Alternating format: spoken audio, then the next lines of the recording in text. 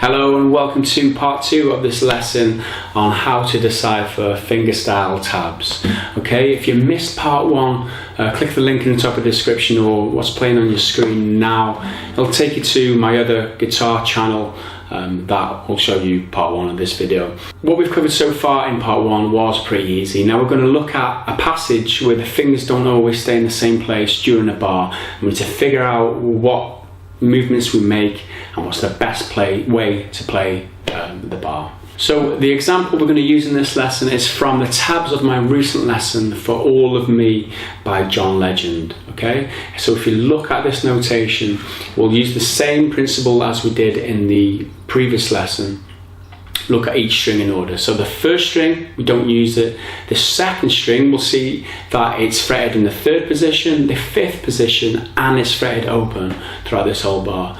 The 3rd string goes from open to the 4th fret to open again. The 4th string stays open throughout the whole bar, and the 6th string is always fretted on the 3rd fret. So how do you know what chords to use, where to put your fingers? Firstly, what you need to do is look at the largest portion of the tabs that you can go through before any of your fingers change position. So in this example, the first change of finger position comes right here when we move our finger to the 4th fret on the 3rd string. So let's look at everything before this change occurs and try and figure out what chord we're playing before that change happens. Okay, if you've gone through the process I showed you earlier, then you should have what looks like an open G chord with the 2nd string fretted on the 3rd fret, and we're going to call this a G5 chord just to make it easier. Okay, so once you've got that, write the G5 above the part of the bar that this applies to. Next, we take the next passage of notes before the string or any string position changes again. This time it should look like this. Okay, this is a G6 chord, and I only know that because my guitar tab software told me that it's a G6. Now we'll move on to the next passage of notes before we find another change of finger position, and there's no change in the rest of the bar. The chord is a regular open G chord, this time with the 2nd string open. So now we've got our 3 chords for this bar. We need to figure out which fingers to use in this progression. First thing you should do is take note of which strings stay the same and which strings change. The ones that stay the same are the important ones, okay?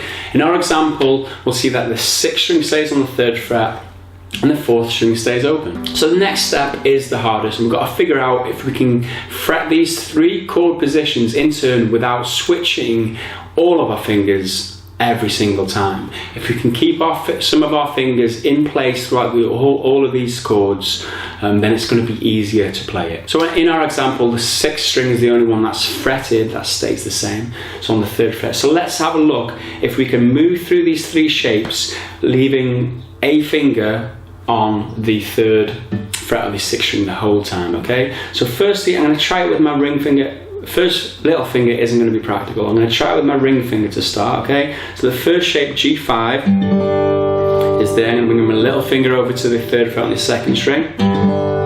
Okay, the next shape, G6, can I make the next shape without moving all my fingers? Well, no, is the answer. Okay, because I haven't got enough fingers free to move over.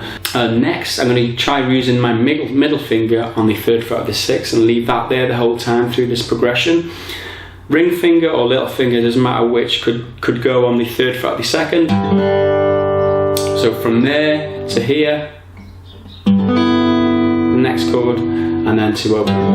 That works. That's an option. It's pretty good. The problem is that whichever finger you choose for the 2nd string, you have to move it to the next position. Okay? If you're having to move fingers from one fret to another fret, from one string to another fret, it'll cause delay. It might cause finger noise while you're moving your finger. It's not ideal. If you can find a better way, then try it another way. Okay, we are going to try another way. This time we're going to try it with our index finger on the 3rd fret of the 6th string. Leave that there. See what we can do with the other fingers to move through these chord sequences. So we're going to bring our middle finger on the 3rd fret of the 2nd string.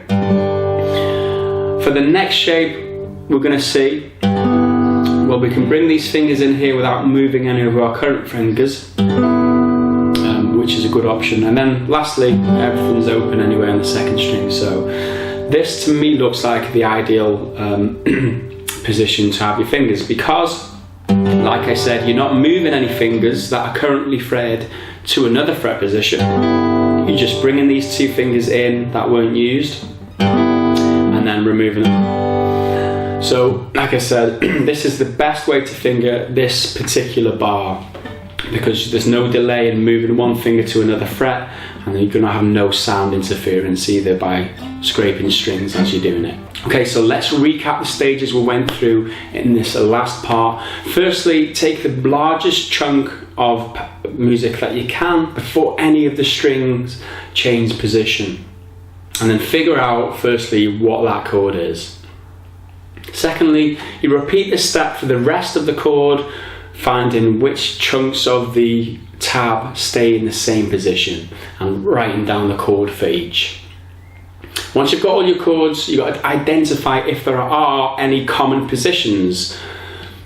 Lastly, you've got to try out all the different fingerings, trying to keep the common positions or the same finger positions in place throughout the whole transition, and trying to find out which progression you can use with your fingers that minimize finger movement and finger noise. Okay, so that's pretty much it. It does look like a lot of effort to go to, but don't worry, this process that we've just gone through does become a lot easier and a lot more instinctive when you get used to it. You won't always need to write things down. Eventually you get to a point where your brain just gets used to it. You only need to just look at it. Just like reading, not regular reading words, your brain gets used to patterns. So I hope this lesson has helped you somewhat into deciphering how to go about reading fingerstyle tabs. Any questions you've got, leave them below. I can always do follow-up lessons on this channel, on my extra channel in future. So I need you to help me. Just drop your feedback and questions below. Remember, there will always be more exercises on the tab sheets that I've provided. Click the link in the description to find them on my website. So that's it for this lesson. I'll see you in the next one. Bye for now.